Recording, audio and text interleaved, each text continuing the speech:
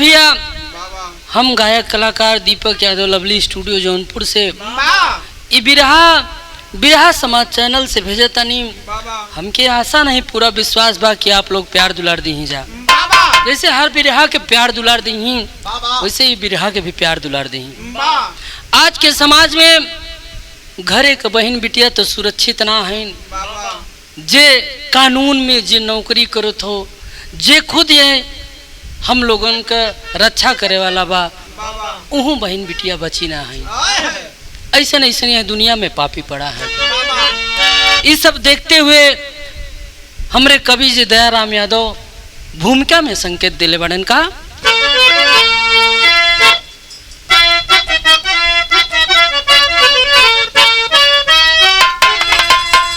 जिसके हृदय में है ममता का सागर, पुरुषार्थ चारों लगाते हैं फेरा। नौरस की मलिका अवगुर आठ साथ, अमिया धार स्तन में करती बसेरा। अरे वीरांगना बनती वीरांगना है, अरे समय साथ दीना तो झेली लाचारी। सदा सेवा करना है जिनकी धरोहर, परम पूज दुनिया में होती है नारी।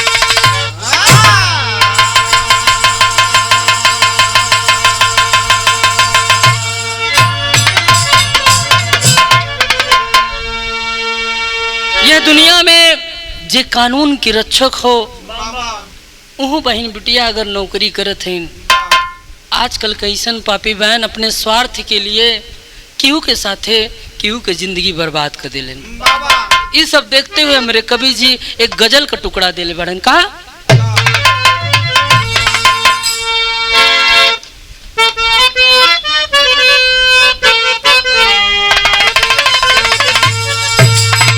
कोनो लड़की कोनो लड़का से प्यार करत रहल। लड़किया लड़का का हाथ पकड़ के कहले बा, ये जानू हमके कबो धोखा मत दिया। कहा था लड़की का कि हमें प्यार की जिंदगी देने वाले,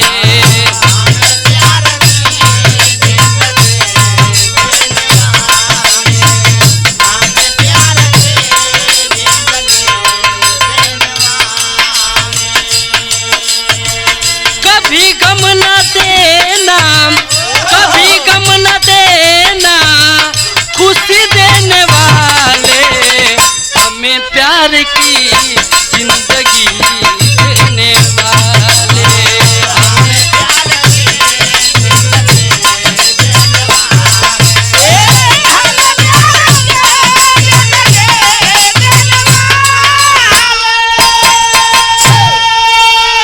लेकिन कवि जी भाव में बड़ा सुंदर लाइन देले बानन का।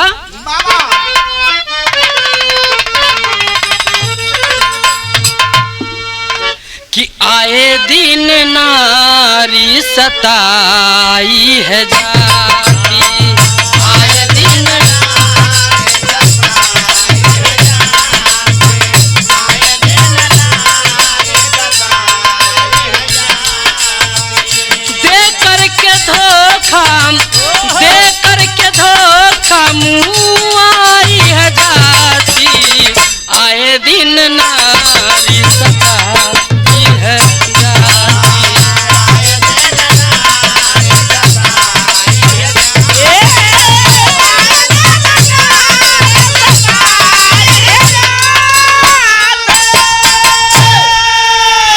केहू के घरे का बहन बिटिया हो, अगर इज्जत व्यवहार होला तो बड़ा तकलीफ होला। यही से कहानी के शुरुआत भइल। कैसे मास्टर?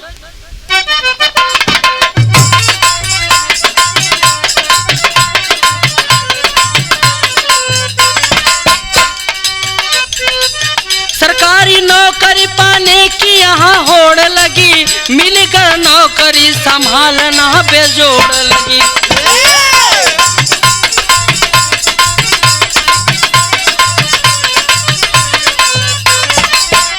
कहानी कहाँ के है? कहानी कहानी लखनऊ यूपी की मैं बताता हूँ, कहानी लखनऊ यूपी की मैं बताता हूँ।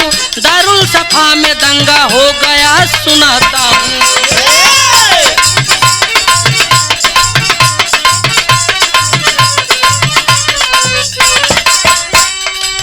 20 जनवरी है, 20 जनवरी 16 की सुनो नदानी है, 20 जनवरी 16 का सुनो नदानी है। पुलिस की टीम जा करने लगी मनमानी है।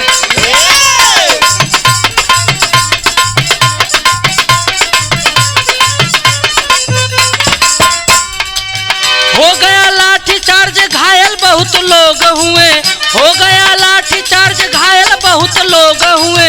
इलाज शुरू हुआ वहाँ 2 लोग हुए।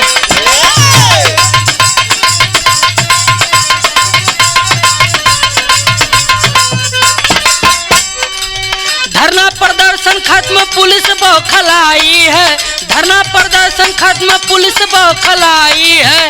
लाइन हाजिर पुलिस न बात समझ पाई है।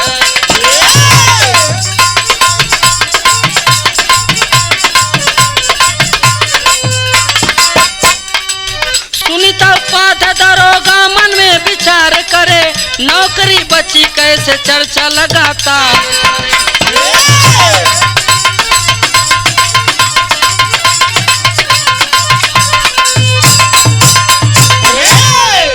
कहानी समझला। 20 जनवरी 2016 के दिन रहल। लखनऊ में दारुल एक जगह हो, दारुल सफा में बहुत भीड़ लगी रही। पुलिस एकदम जब तंग आ गई तो लाठी चार्ज कर दिले।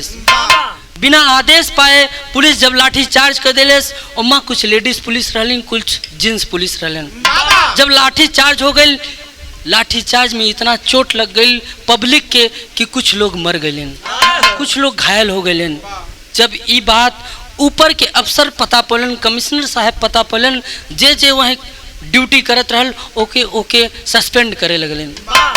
जब इंक्वायरी बैठ गई, वही में एक के सुनीता उपाध्याय रहलिन, जेकर ड्यूटी वहीं लगल रहल। सुनीता उपाध्याय के भी लिस्ट में नाम आ गए। जब लिस्ट में नाम आ गई तो आके अपने टीम में एक दरोगा साहब रहलन, जे पुलिस अधीक्षक भी रहलन। उनसे आके कहलिन हे साहब, हमार नौकरिया कैसे बची? आप लोग गलती कला, हम बहुत गरीब घरे के लड़की रहली, साहब हमार नौकरी कैसे बची?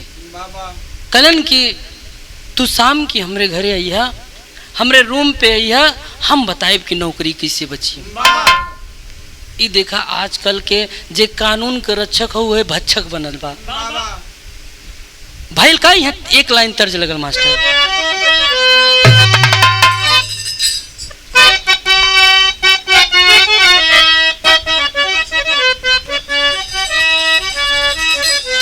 कि हंसी हंसी पनावा खियौले बेईमानवा,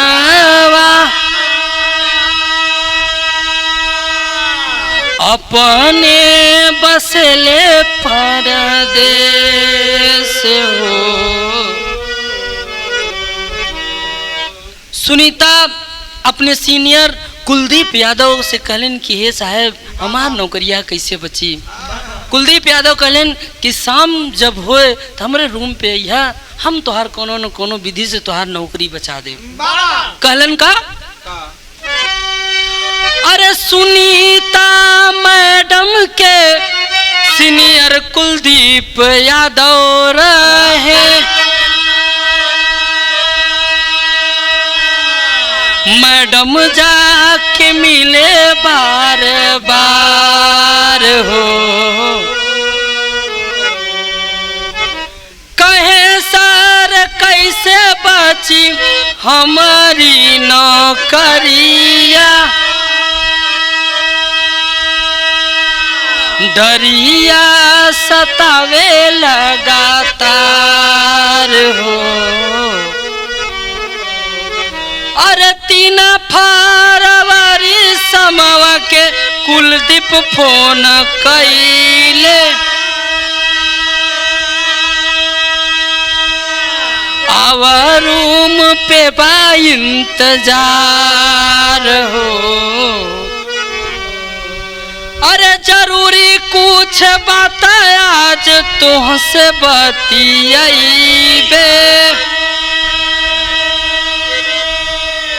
बच जाई नौकरिया तुहार हो।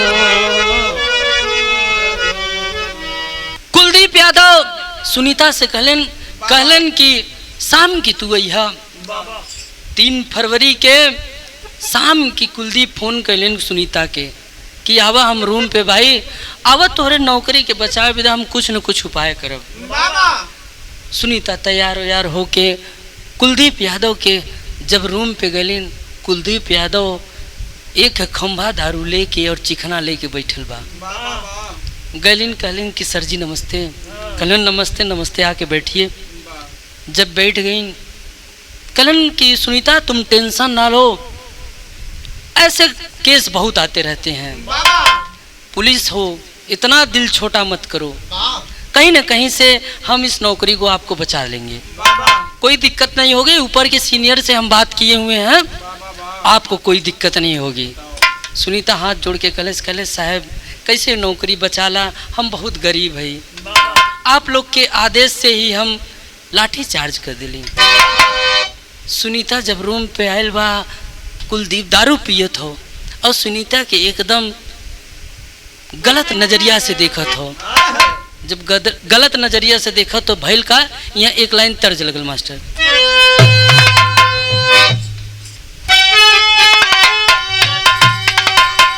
मेहरारू जब गांव में शादी विवाह होला त नाच पे गावेलिन कैसे? अरे मोरा पिछुआरावा, अरे नीलावा के गछिया मोर बलमुआ हो, मोर बलमुआ हो, नीला रंग चुनरी मंगैदा।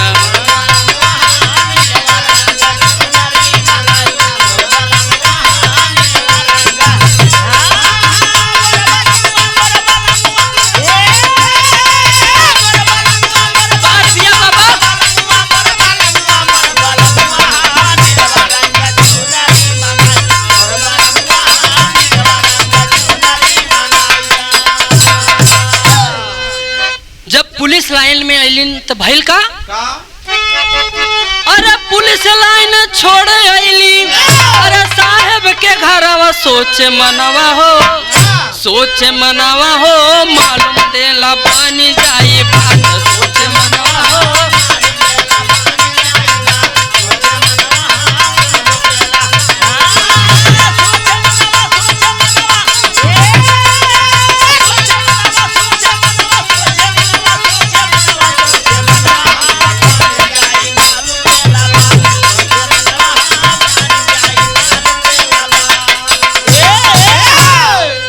सोचे कि जब ये रूमे पे आ गई अब तो बात बन जाई, नशा चढ़त चल जात हो, दारू पियत हो, नशे में एकदम धुत बा। सुनीता के देखे जब एकदम सज धज के आके सुनीता समनवा बैठी रही तो भैल का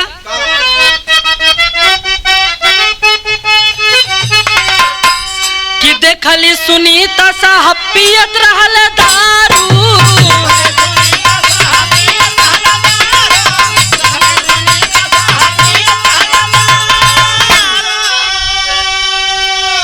खड़ी होके काहे महिला बाटू तू जुझारू,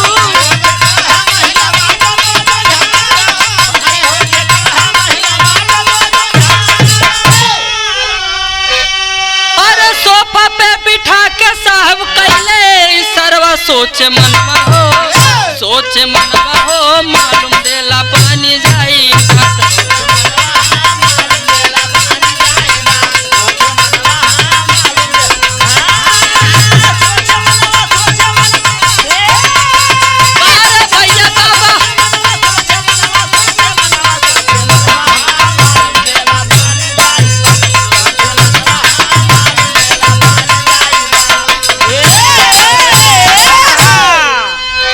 जब कुलदीप यादव दारू पियत रहलन, सुनीता देखलिन, कहलन कि साहब आप तो दारू पियत हैं। कुलदीप यादव कहलन तुम टेंशन क्यों ले रही हो, हम है ना, जब हम है तो कोई गम नहीं। कहलन कि एक गिलासा और निकल लेन दारू, एक पे कुम्मा बनाएन, एक पे अपन बना के सुनीता के थिमा देलन। कहलन कि थोड़ा सा मार ल, जितना टेंशन बा दूर हो जाई। सुनीता कहलस कि नहीं साहब हम दारू ना पी। कुलदीप कहलस कि पी ल, अब तो नौकरी तोहरे रिस्क में बात, खतरे में बा, तू हमार बात माना, दारू पिए कुल टेंशन दूर हो जाए। जब सुनीता पैक बना के पिए शुरू कर भैल का यहाँ दोहा लगल मास्टर।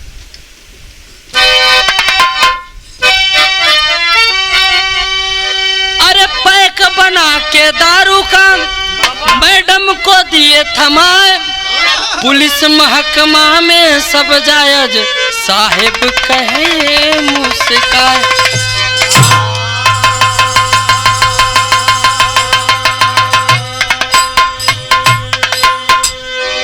कुलदीप यादव कहलन कि अरे इतना टेंशन क्यों ले रही हो, छोटी छोटी बात के लिए एक पैक मारो, एक पैक अंदर गम बाहर। दारू पियो। दारू जब पिए लगली नशा चढ़े लगल। जब नशा चढ़े लगल तो दोनों जने का प्यार वाली बात शुरू हो गई। नौकरी के बाद तो दूर, अब इधर प्यार शुरू हो गई। जब प्यार शुरू हो गई तो भैल का यहाँ टेरी लगल मास्टर।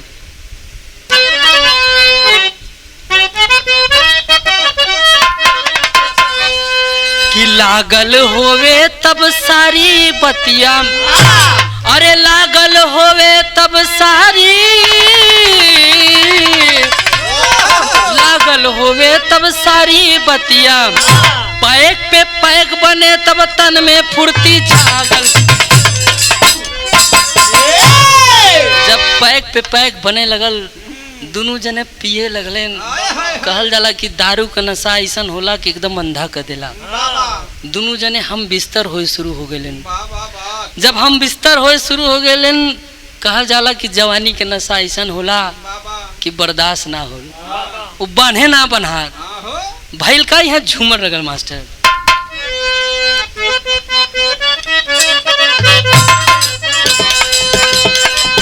कुलदीप कहे समझ आए गले, उठ बजरे पे आई,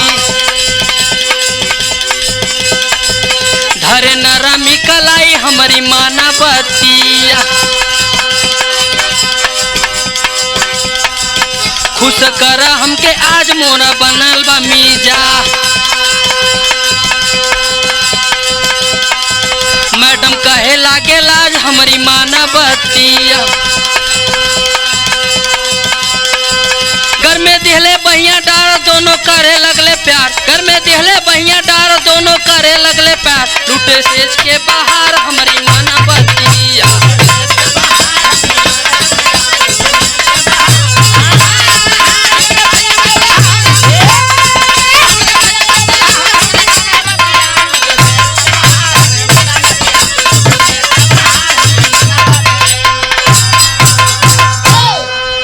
नौकरी बचावे के चक्कर में सुनीता कुछ बोलत ना बा। तब तक कुलदीप सोफा पे आके बैठ गलेन। जब आके बैठ गलेन, ओकर हाथ धीरे से पकड़ लेन सुनीता का। सुनीता शरमाए के मुड़ी नीचे कर ले। जब शरमाए के मुड़ी नीचे कर ले तो अकवारी में भर ले लेन। जब अकवारी में भर ले लेन तब मस्ती में एकदम पागल हो गए। काम क्रिया चालू हो गई। जब काम क्रिया चालू हो गई तो भैल का यहाँ एक लाइन तर्ज लगल मास्टर।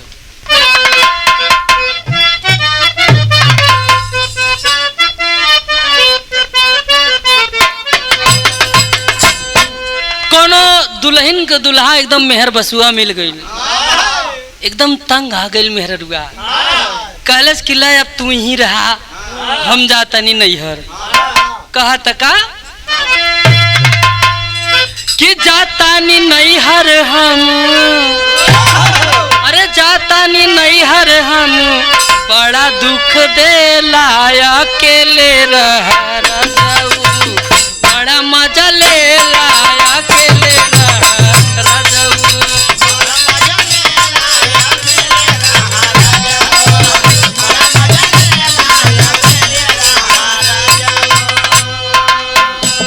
जब सुनीता और कुलदीप दारू पी के इतने बेडे पे हम बिस्तर हो गए, मतिया मरा गई। जब मतिया मरा गई तो भइल का दारू के नशा में देखा, दारू के नशा में देखा मारी गई मतिया लुटावे लगली गोरिया, अपनी ही जतिया लुटावे लगली गोरिया।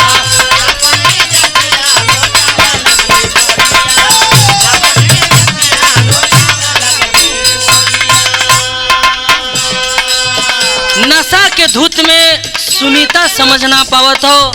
रात भर कुलदीप ओकरे साथे हम बिस्तर भइल। जब हम बिस्तर भइल सुबह हो गई। जब सुबह हो गई तो भइल का यह अंतरा के लाइन बा।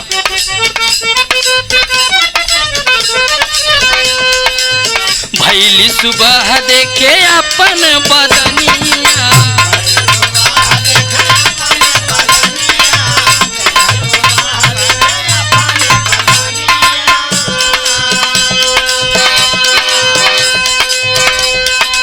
चिंता में पड़ली निकली मुंह से ना बचनिया।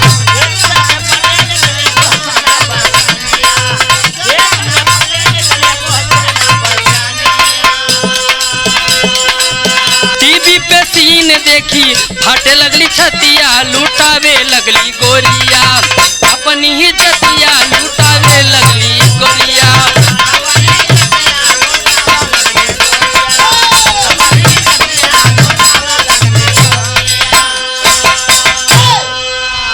सुनीता जब सुबह भइल अपने तन पे देखे से एको कपड़ा ना बा। मने मन सोचे लगल कि हम कितना बड़ी गलती करनी। नौकरी बचावे के चक्कर में हम का कर देली। कुलदीप कलेश की जानू टेंशन ना ला, जौन हुई तोन देखा जाए, हम तो से बड़ा प्यार करीला। सुनीता कहेस कि साहब अब तो जौन कैला कैला, लेकिन ये बात केहू की मत बताइए। यह टीवी चलत रहल, टीवी पे जितना लोग का सस्पेंशन लेटर आयल रहल सबकर शो करत रहल, सबकर दिखावत रहल। यहर सुनीता बड़ी टेंशन में भइल। कलेश की साहेब अब तो जौन करे के रहे कई लेला, हमार नौकरी बचा लेता तो बड़ा उपकार होता। कुलदीप कहलन कि तू टेंशन न ला, हम देखा तनी अपने सीनियर से बात कर। भइल का यहाँ एक लाइन तर्ज लगल मास्टर।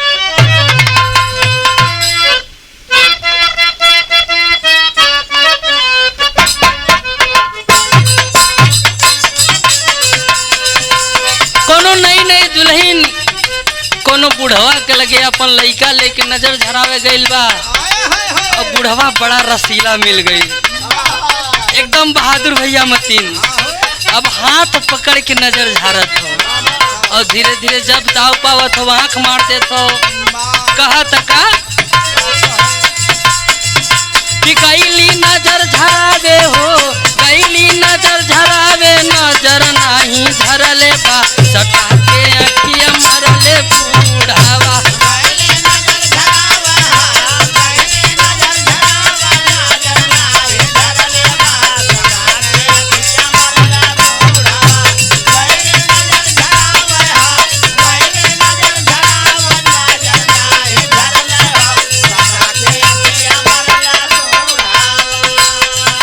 कुलदीप जब रात की सुनीता के साथे हम बिस्तर होत रहल, मोबाइल चालू करके पूरी नंगी नंगी तस्वीर खींच ले, खींच के ओके वायरल कर दिले।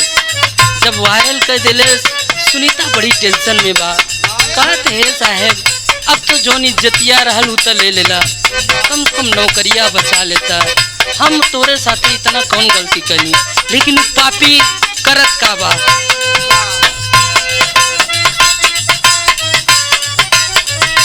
धोखा कैला साहब हो, धोखा कैला साहब, खींचत सबरिया हो, से दरिया पे सुता के हमके।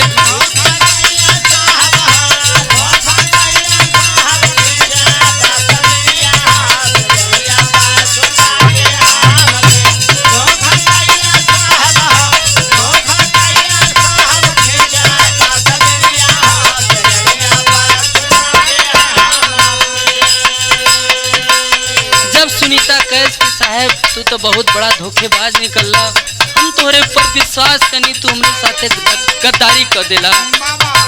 कुलदीप कहत हो का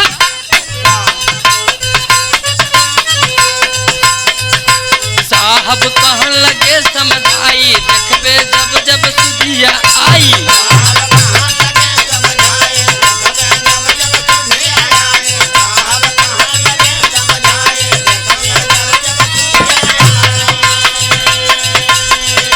साहब कहन लगे समझाई देखबे जब जब सुधिया आई।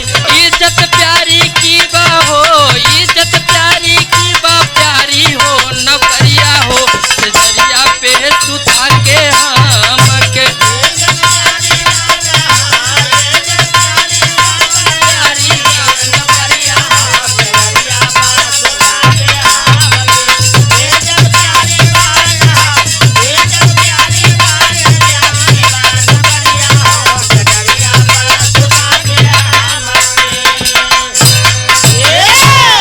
कुलदीप जब फोटो खींच ले सुनीता का नंगी तस्वीर, जब सुनीता देख लेलिन कहलिन कि हे साहबी तो बहुत बड़ा धोखा कैला। कुलदीप कहेस कि ना, हम यही के नाते खींचे कि जब जब तुहार याद आई तब तब मोबाइली में हम देख ले, हमरे जियरा के तसल्ली मिल जाए।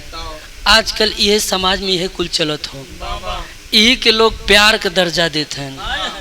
आजकल का जो नया जनरेशन का प्यार चलत हो कुल जाके मोबाइलिए में रुकत हो, बाद में ब्लैकमेल करके लोगन के बहुत बड़ा मजबूरी का फायदा उठावत हैं।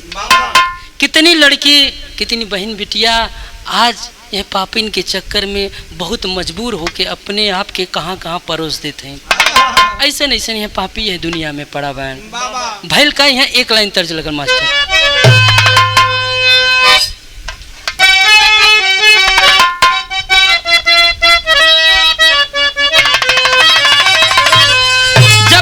शादी विवाह होला मेहरारू जब माटी खोदे जाली मटखने तब मेहरारूए गावे लिनका। एक लोटा हल्दी भर के फुआ लइका का फुआ कुदार लेके जाली। कुल मेहरारू सोचेलिन कि हरदिया ऐसन ऐसन जगह छोपब, कितना हंसी मजाक करेलिन। कैसे? अरे माटी खाने गईली, अरे वही माटी खानवा हलरा तयावे लाहो जो बनवा।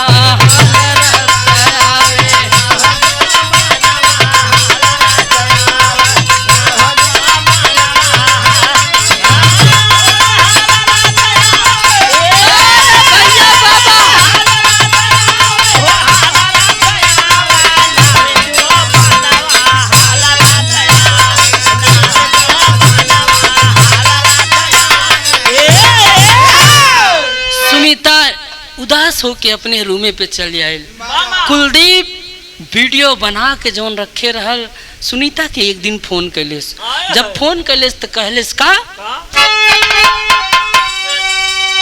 अरे वीडियो दिखा के कहे लगले रातो दिनवा मानवा में पावे लाहो चयनवा मानवा में।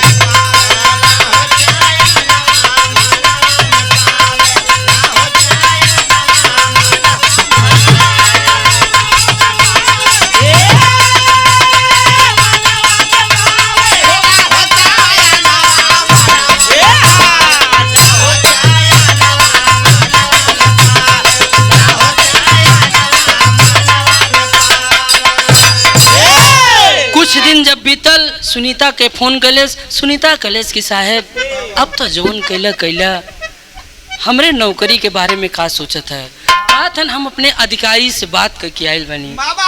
देखा कुलदीप पापी करत का हो अंतरा में कहना बा। एक दिन कुलदीप कहले सुनीता से जाई के, अरे बड़े अधिकारी से आईली बतियाई के।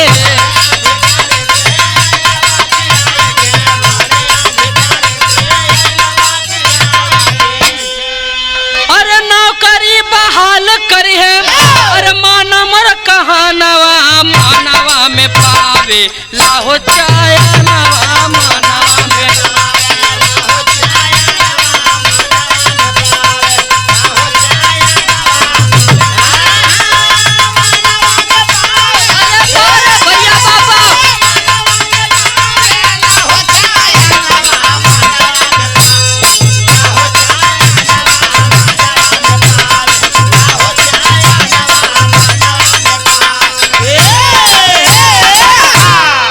कुलदीप सुनीता के बहकावत हो, कहत हो कि हम बड़े अधिकारी से बात कह के आए हैं।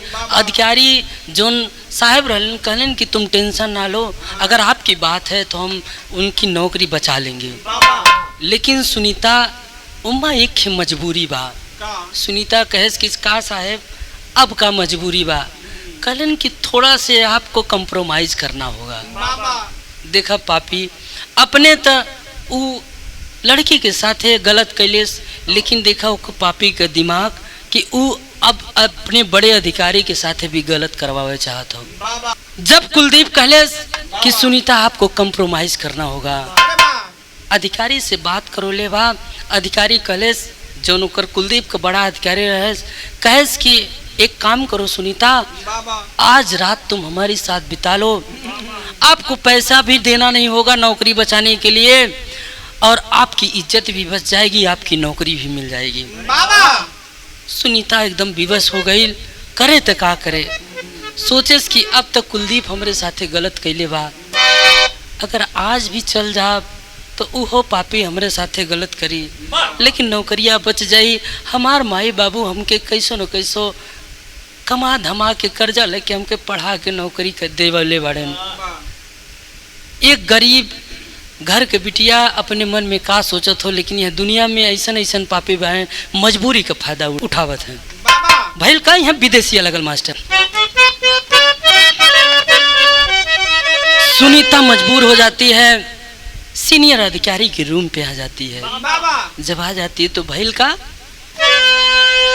अधिकारी सतावा में हम बिस्तर होके जैली, सस्पेंशन लेटर पढ़े अपने नजरिया, जाके कुलदीप से झगड़वा करे लगली, लूट लिहल इज्जत फिर भी बचल ना नौकरिया। सस्पेंशन लेटर सुनीता के एड्रेस पे आ जाता है। जाके कुलदीप से झगड़ा कर ले, कलेस की बता ये पापी ये कमीना, हमारे साथे तो तू गलत कैला, अपने अधिकारी के भी हमें अपने साथे सुतौला, हमरे साथे सुला के हमरे इज्जतिया के लुटला, फिर भी सस्पेंशन लेटर आ गई। हम तुम्हें का कही, ऐसन ऐसन पापी है दुनिया में पड़ा हुआ है। कहना बका पुलिस विभाग में कुलदीप के बदनामी भैली, थानावा में सोचे लागल बैठल दूरा चरिया, कानपुर घरे अपने सुनीता जाए लगली, कुलदीप छुट्टी लेके करे तैयारिया। जब सुनीता रोवे लगल, पुलिस के टीम लोग देखलन कि काहे सुनीता रोवत हो। जब कुलदीप लगल मारे, कई थपड़ा जब मरले, सुनीता रो रो कहत कि हमरे साथ इतना गलत तू काहे कैला, हमार नौकरी भी ना बचा पैला। टीम में जब शोर हो गई, कुलदीप के सब गलत नजरिया से देखे लगलन। जब गलत नजरिया से देखे लगलन, सुनीता अपन बैग पैक कैले अपने घरे कानपुर जाए लगल। इधर पापी मन मन में ये सोचत हो कि सुनीता जात हो, अब हमें यहीं रहे कि हमार बहुत बड़ी बेइज्जती होए। मने मन में विचार करे लगल। जब विचार करे लगल तो भैल का यहाँ पापट लगल मास्टर।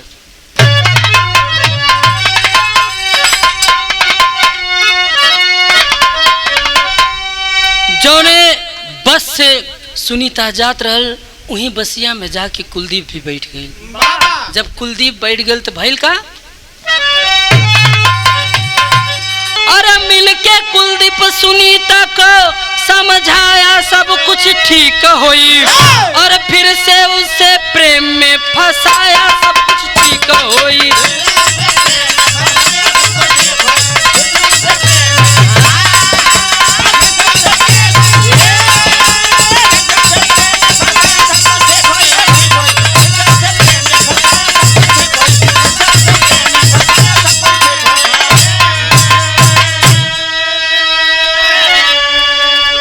सुनीता बस से जात रहल, अपने 4 व्हीलर से कुलदीप पीछा कैले बा। पीछा करके बसिया रोकवा के सुनीता का समझावे लगल। सुनीता नादान रहल, औरत का जात कितना दिमाग के होला। वो सुनीता समझ ना पावत हो, फिर प्यार के जाल में कुलदीप फंसा के अपनी कार में बैठा ले लेस। जब कार में बैठा ले लेस तो भइल का, अरे विश्वास दे कार के अंदर अपने लिया बिठाई हो, कानपुर देहात में लेके साथ गईले आई हो। अरे तू मैं करके गला दबाया, सब कुछ ठीक होई। अरे मार के लसिया सरवर बीच डुबाया, सब कुछ ठीक होई।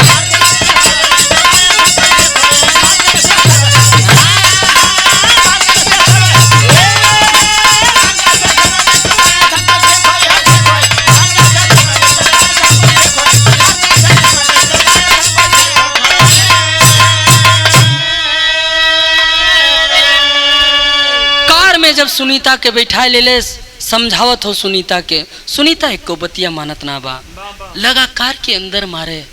जब कार के अंदर लगा मारे छटपटाए लगी, हे भैया उ पापी सुनीता के गर्दनमा दबा दिलेस। जब गर्दनमा दबा दिलेस जान निकल गई, जान निकल गई। एक नदी के पुल पे ले जाके लसिया निकाल के नदीवा में फेंक दिलेस। नदीवा में फेंक के चला आए। ऐसे नहीं है दुनिया में पापी पड़ा बहन। कुछ दिन बीता, एक अजय नाम के पुलिसकर्मी रहल, वहाँ ओकर पोस्टिंग भइल रहल। खोजबीन करते करते जब पता चलल कि सुनीता का ड्यूटी लखनऊ में लगा बा, खोज करते करते आके पुलिस के टीम से पूछो तो कि यहाँ सुनीता नाम के कोनो लड़की ड्यूटी करत रहल, तो लोग बतावत हन का यहाँ आला लगल मास्टर।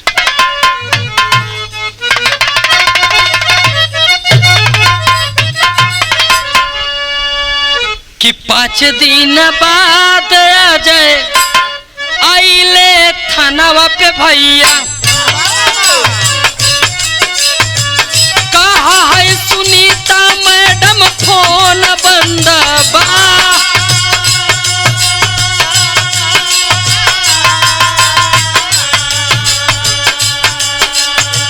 सुरेंद्र कुलकर्णी थाना इनका से मिलले भैया,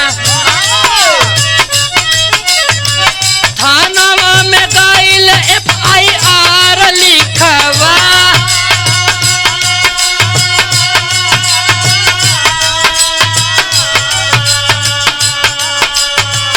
सुनीता के मोबाइल सर्विस लाइन से जब लगली भैया, महिला सिपाही झगड़ा देहली बता।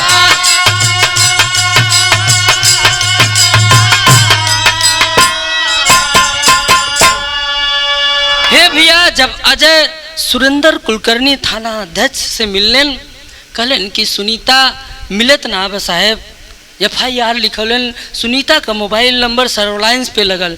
जब सर्वलाइंस पे लगल ओप्पा जब लिस्ट देखल कि एप्पा कैसे कैसे ज़्यादा बात भइल बा, उमा कुलदीप का और कुलदीप के जौन बड़ा अधिकारी रहल ओकर नंबर मिलल। जब ओकर नंबर मिलल और पुलिसकर्मी के जौन महिला थाना के अध्यक्ष रहलिन, महिला टीम के पुलिस रहलिन, उन्होंने बतलिन कि कुलदीप से सुनीता का झगड़ा भइल रहल। जब कुल बात अजय पता पड़े तो भइल का यहाँ सदर लगल मास्टर।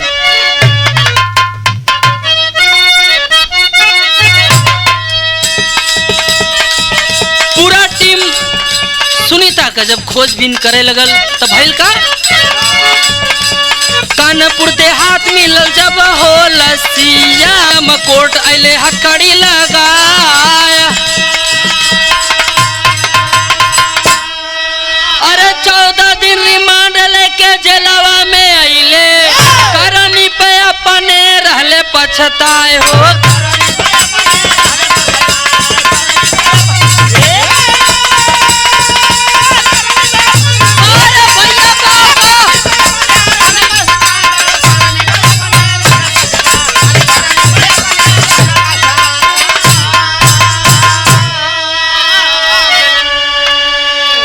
जब पुलिस के टीम पता पुलिस खोजबीन करे लगल, जब खोजबीन करे लगल लखनऊ में एक नदी के किनारे सुनीता का लाश मिलल।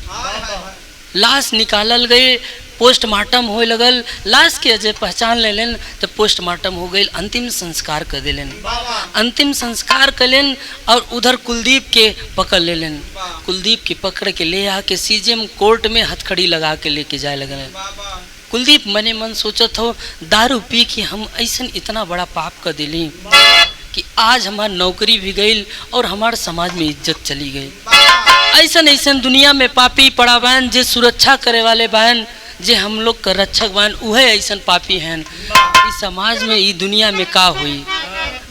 खड़ी के लाइन में कहना बा का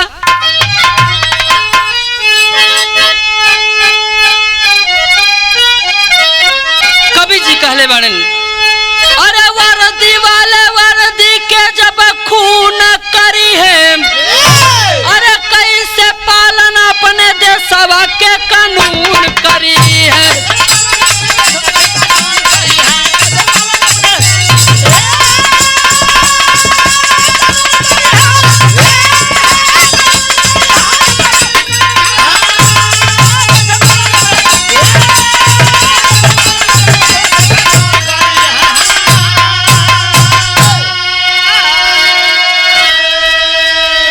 अजय सुनीता का आदमी रहल।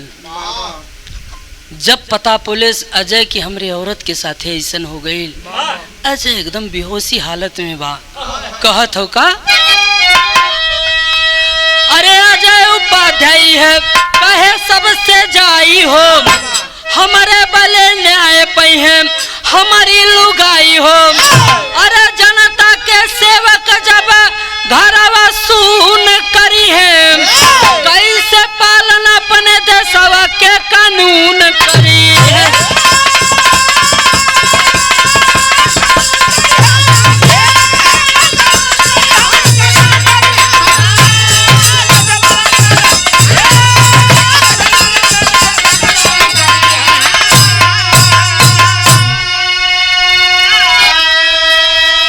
हमरे कवि जी दयाराम यादव और हम कहतनी कि समाज में अगर वर्दी वाले ही ऐसा काम करी हैं, कहल जाला कि तालाब के एक मछली गंदा कर दिले। अगर एक पुलिसकर्मी ऐसे करे तो पूरा कानूनी व्यवस्था एकदम बिगड़ जाए। ये देश के का हुई। आजकल बहन बिटिया के साथ बड़ा गलत होता हो। कहना बाका, अरे कहीं मछरिया गंदा कैले तालाब के, हर सिपाही नाही पंचो देखे बुरा ख्वाब के। अरे सेवक हो के स्वामी जस जुनून करी है, अरे कैसे पालन अपने देशवा के कानून करी है।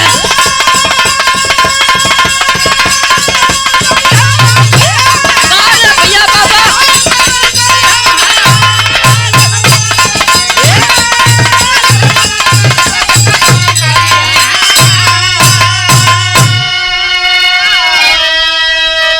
सभी कानून रक्षक के हाथ जोड़ के प्रणाम बा। अगर आपके साथ या आपके लेडीज औरत जो हैं, जो पुलिसकर्मी हैं, आपके साथ थोड़ा भी गलत व्यवहार हो तो आप आवाज उठावें। यह दुनिया में मजबूरी का फायदा लोग उठावे लें। आखिरी लाइन में कहना बा, सत्यराम गुरु नटखट बाबू नंदन है गमगीन, अरे सुखई दिन कर लाल जवाहर मिले ऐसन दीन हो।